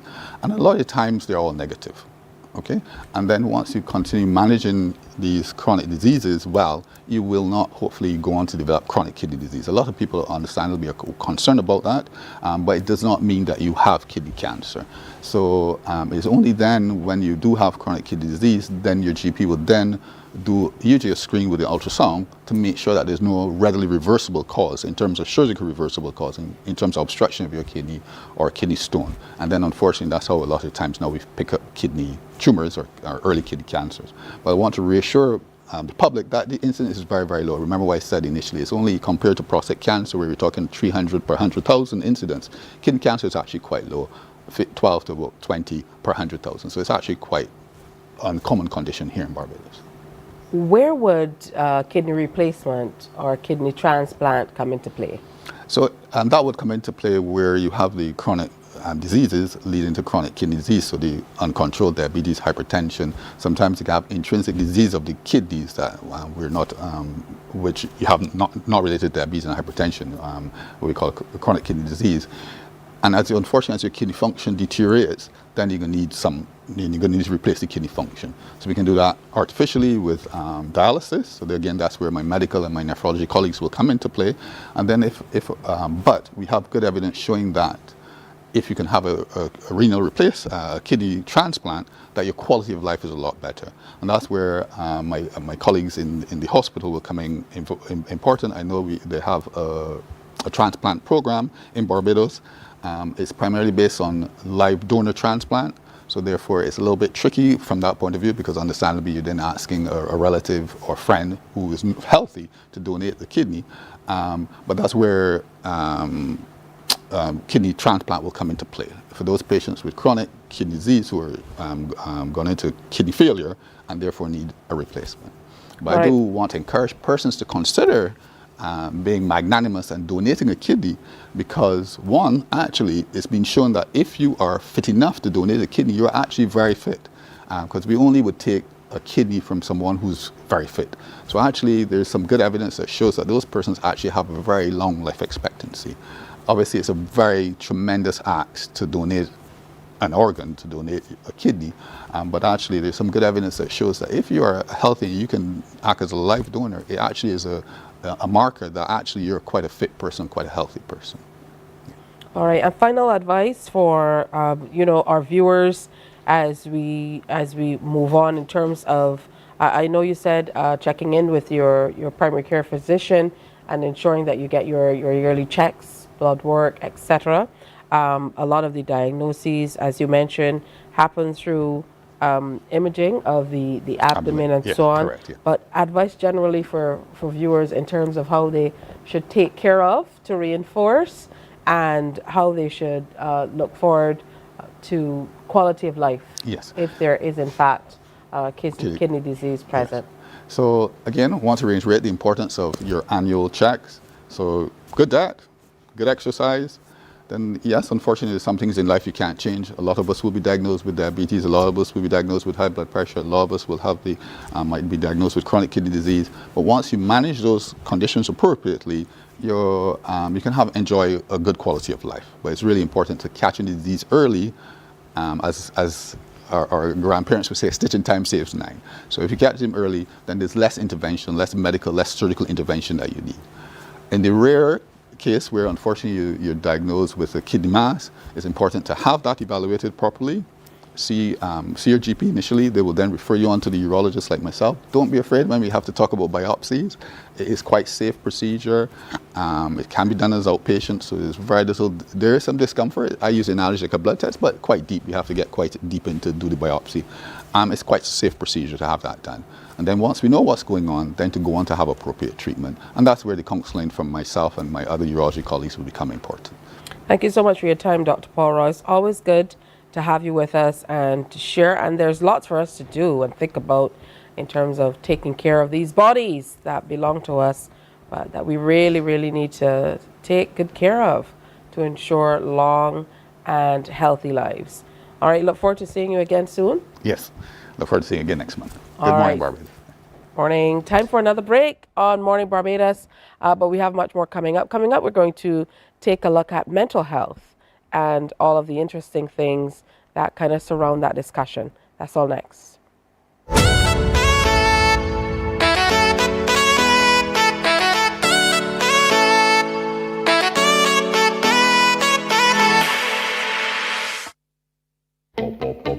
We enjoy a game of dominoes and singing karaoke. I just love crew. When you love me just a little bit longer. You get to relax and have a drink and listen to some nice music. It's something different. It's spectacular. It's fabulous. You know, it's a different feeling altogether. I never feel so good in a party yet. Follow me to Q in the Community this Thursday. You know why? While you go about your business, we go about our business, and that is gathering the news. Stay up to date at CBC News Barbados on Facebook, Instagram, and Twitter. Get news update on radio throughout the day. And join us for the CBC News Night at 7 every night. CBC News team is on the job and bringing you the news. There is a saying, you can find a Bajan anywhere. Are you a Bajan living abroad? Or do you know of one who has migrated to another country?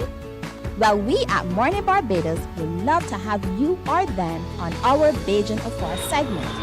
Share your amazing stories, experiences, and how you have adapted to a new culture. Send us an email to morninbarbados@cbc.vb. And together we will travel the world.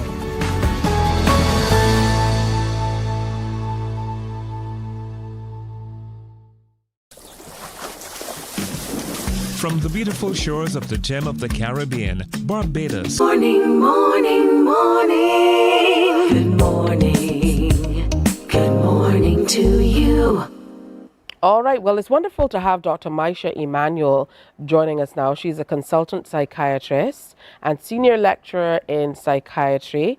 And we want to take a look specifically at the myths of violence and mental health.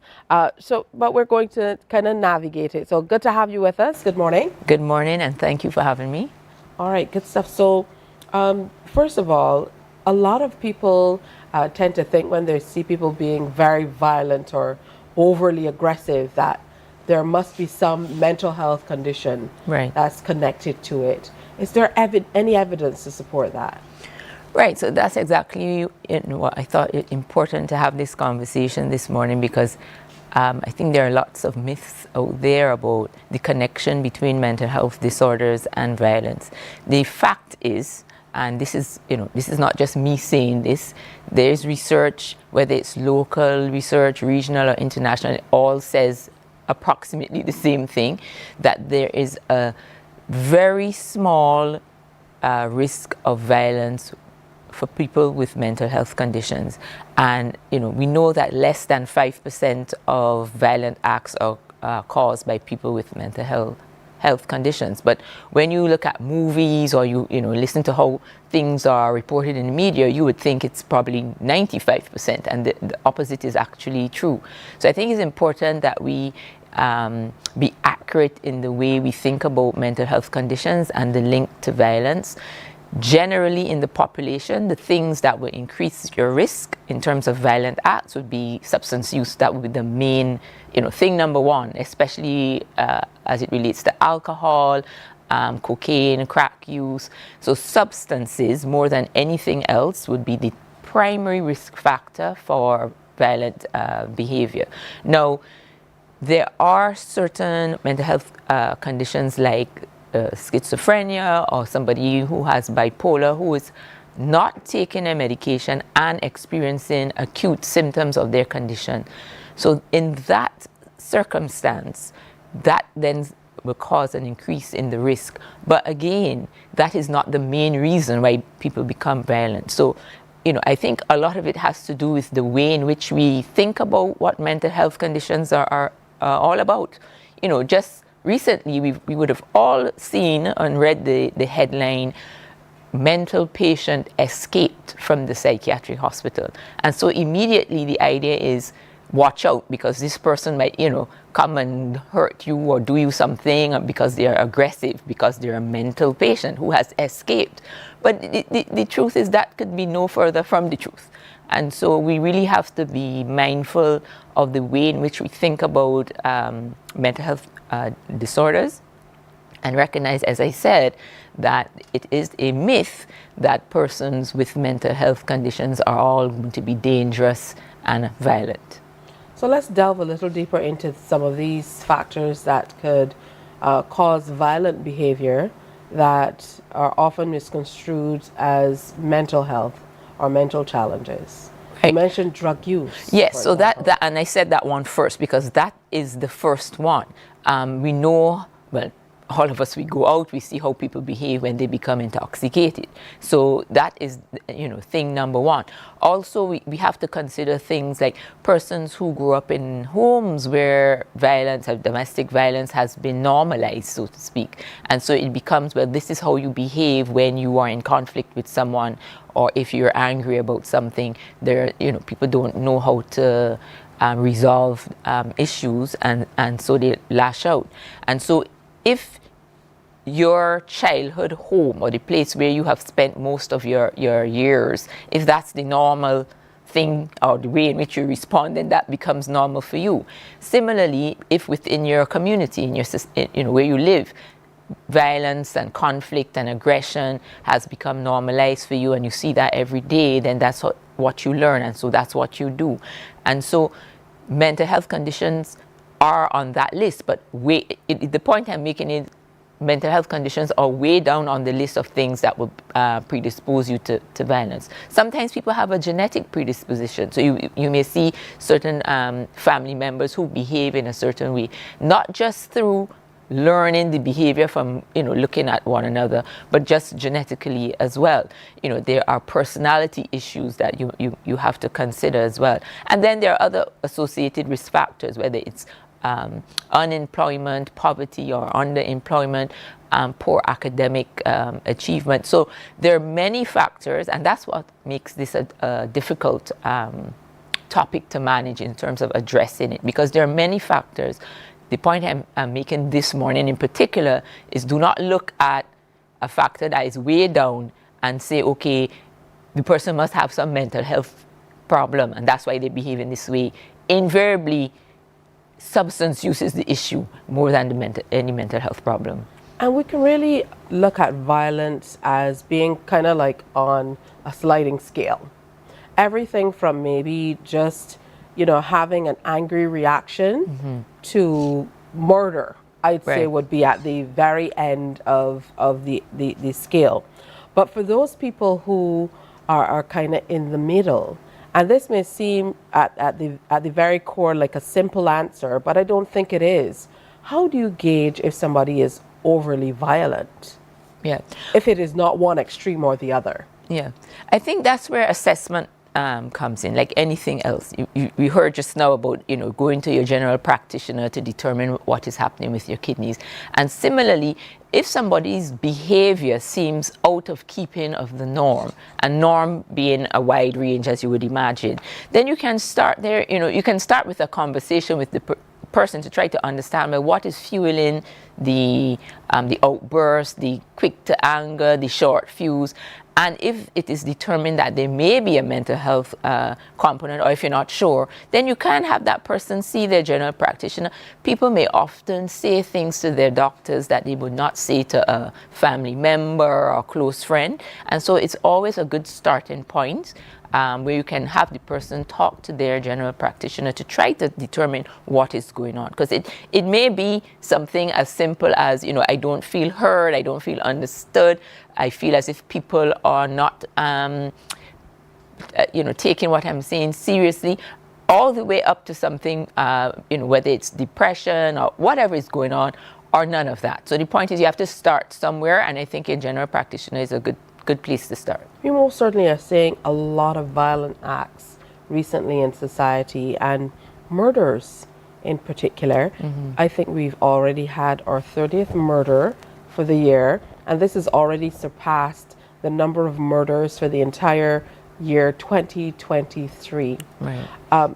Where do we go in terms of trying to get maybe people assessed? Because as you mentioned, the easy place to go is maybe there's some mental health condition or underlying mental illness that might be maybe factoring in. So what do we need to do to be able to maybe assess what's happening that's bringing this level of violence in our society? Yeah. Well, the point I keep making is that mental health may be a factor, but I think we need to look at all the other factors that I outlined before, and therefore, lots of times, whether it's alcohol use or cocaine use or whatever substance, or all of the above, exactly, a combination of all of those things, because you would imagine if using one substance increases your risk, then if you're having 2 and 3 or more, then your risk is even that much higher. So I think we need to look at all of those factors and not just jump to, this person must be psychotic in some way, or some have schizophrenia or something like that. Because, and I keep emphasizing the point for a reason, that should not be the only thing we focus on, because there are so many other factors that we need to consider. And sometimes it's easy for us to go to the silver screen. When we think about what's happening in our society, we compare it a lot to what we see on TV. I mean, some of that is normal. Certainly from where I sit and the movies that I have watched, I've seen that people who commit serial murders are people who they deem as sociopaths or, some other mental illness related term. Yeah. And we have been hearing a lot about serial or repeat murderers in these times of late as well. Could that be an indicator that there are some underlying mental conditions with our younger people who are the main perpetrators of these incidents of violence? Yeah, and again, back to the concept of what causes this type of behavior. And oftentimes, because I've worked in forensic hospitals in the UK, and you would find that persons, when it comes to serial murders, for the most part, persons are not diagnosed with a mental health condition. And so it speaks to personality and personality types and personality disorders versus someone who is, say, psychotic and paranoid and hallucinating and whatever at the moment and committing some offense. So when it comes to people who repeatedly commit those offenses, they tend not to have mental health conditions, but more personality disorders as opposed to primary psychotic conditions. Break that down for me a little bit more, Dr. Emmanuel. Okay. Personality disorders as compared with mental illness or mental health conditions. Yeah. So schizophrenia, because that's the one most people would hear about, where it's a condition in which you develop lots of fixed false beliefs, often along the themes of feeling persecuted, or people are doing you something. Somebody's interfering with you, taking your things, planning to do you something. And oftentimes people may hear people talking when there's nobody around, or they may see things that other people cannot see. So it's the combination of having those beliefs about being bothered or persecuted in some way, together with having, having the hearing people talking when there's nobody there. Those symptoms, that's what we would qualify as somebody with schizophrenia. That person would typically, when they are unwell, so it's not just having the condition, because if you have the condition and it's well controlled with medication, then those things will not be happening. But for someone like that who has, for whatever reason, not been taking their medication, not following up with their treatment, and they're having acute symptoms, that person, because they've lost touch with reality, because you're feeling that people are doing this and that, that person then is at risk, maybe at risk, especially if voices are saying, do something, what we call command hallucinations. So that's a minority of persons. So most people with schizophrenia will not be violent. Most people who are relapsing or having acute symptoms will not be violent. So it's a subgroup of a subgroup who would be relapsing, not taking the medication, lost touch with reality, and paranoid, and then act on their paranoid beliefs. So that's schizophrenia and other psychotic type disorders. When I speak to personality disorders, that person is very much in touch with reality. They're not hallucinating. They're not feeling that people are doing this and that in a psychotic way. They are well able to distinguish between what is reality and what is not, but they're choosing not to. So they fully understand what is happening, but because of their personality construct, the way in which they think about themselves and the world around them, and typically is what we would call antisocial personality disorder, where the person shows a pattern of behavior where there's no consideration for other people's rights, for property. I want what I want and I'm going to take it. I don't care who it belongs to, who you or who, what you say. So that's two very different category of patients. One, as I said, with personality disorder, who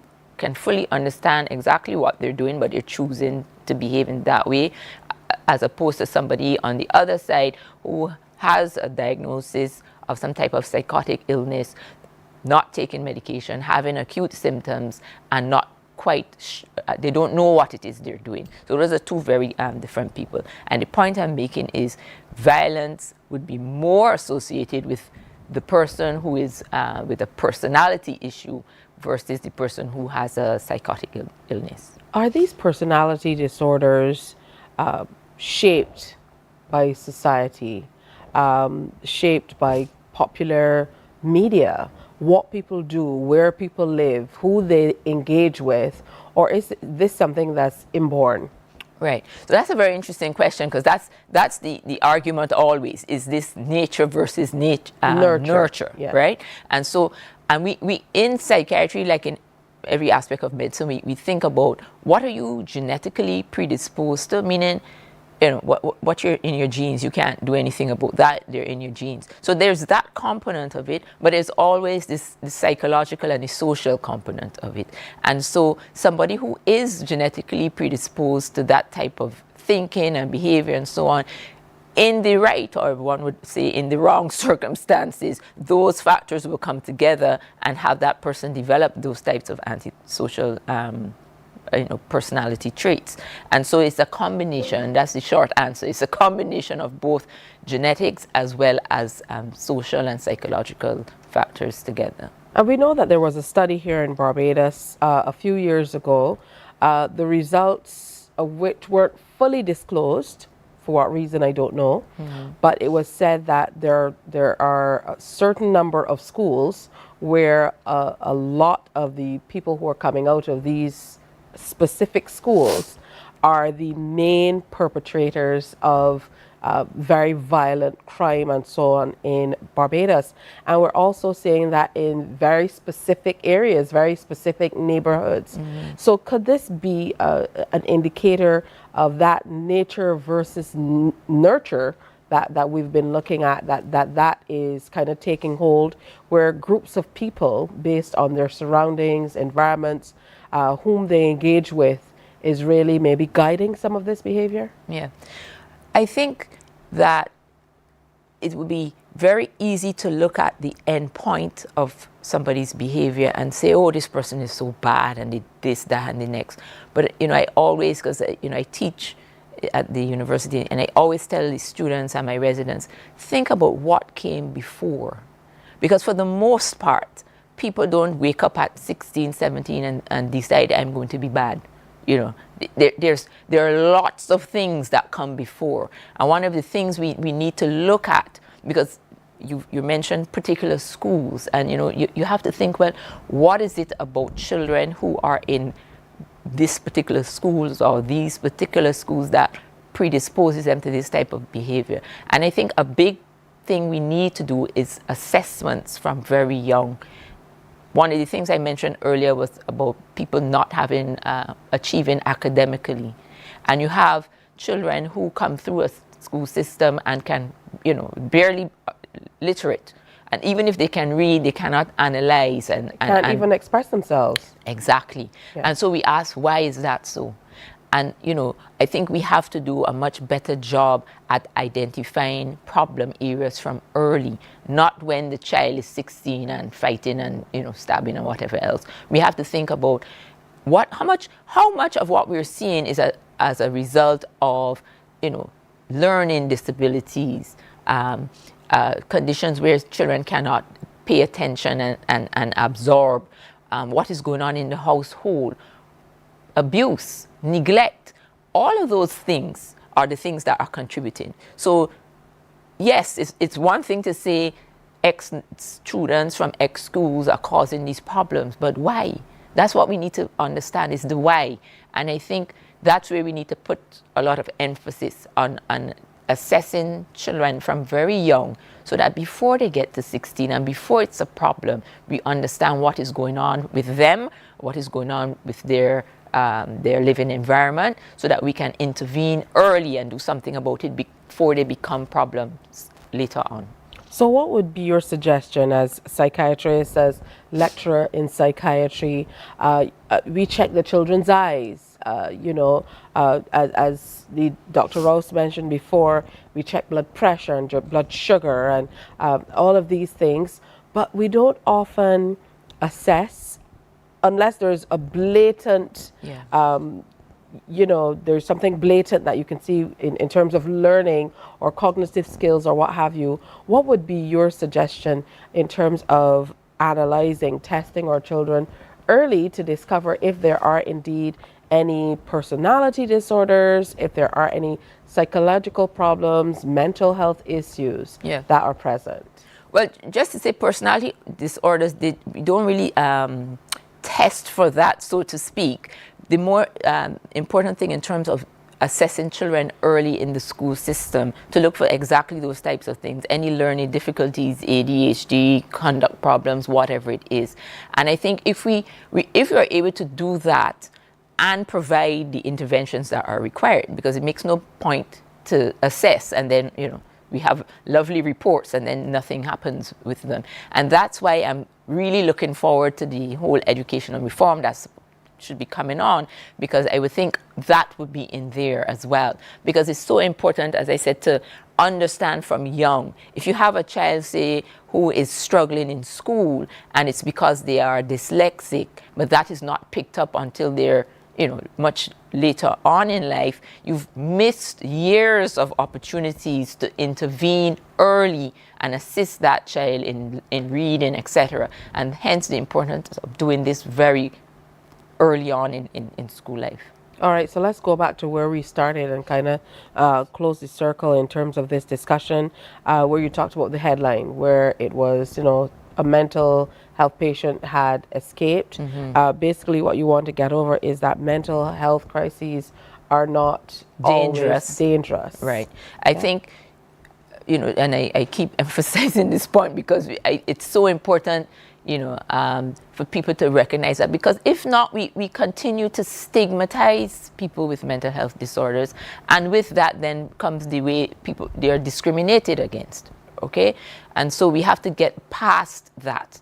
This is 2024 now. We've had lots of advances in the field of psychiatry. We have lots of management options, whether it's talk therapy with the psychologist or the psychiatrist, whether it is medication intervention, whatever it is. We have so many advances available to us that we have to be able to look at mental health conditions like any medical conditions, which is what they are. They are medical conditions. So in the same way we can sit and talk about diabetes and hypertension and kidney disease, we should be able to speak freely about mental health conditions because we know what they are, or we should, and we know that there are effective treatments available. And so we should be working towards destigmatizing mental health conditions. And so for me, the important thing is just that, being able for people to understand what mental health disorders are in the same way we talk about any other medical condition.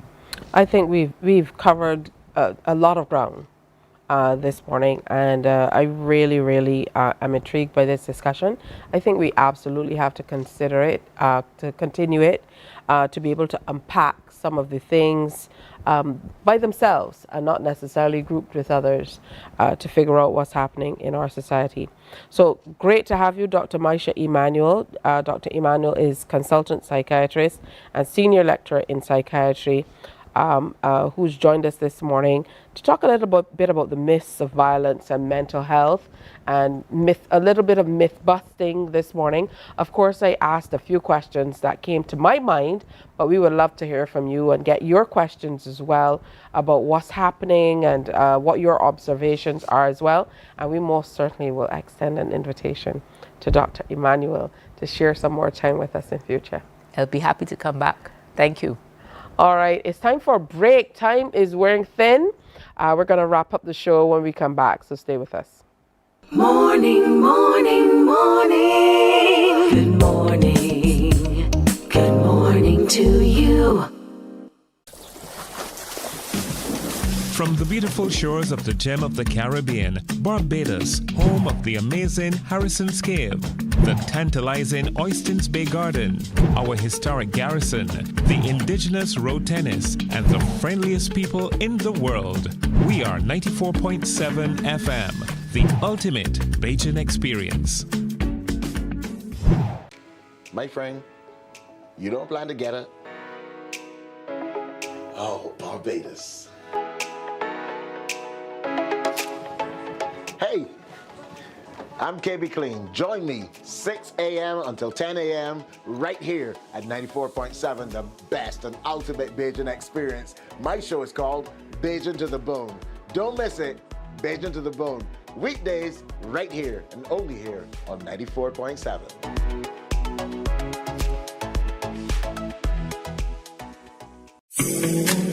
The facts say Morning Barbados reaches an audience of over 50,000 and Newsnight reaches over 56,000. It's simple. When you advertise, you're getting your message to over 50,000 of your potential customers. Make the call to CBC Sales Department today and watch your business grow. Contact us at 467-5559 or email marketing@cbc.bb.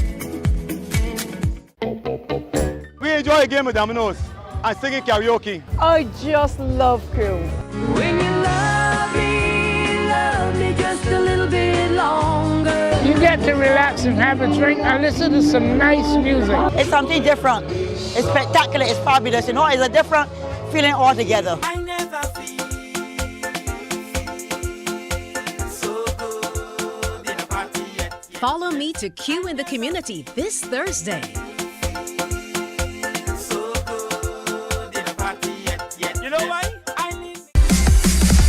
While you go about your business, we go about our business, and that is gathering the news.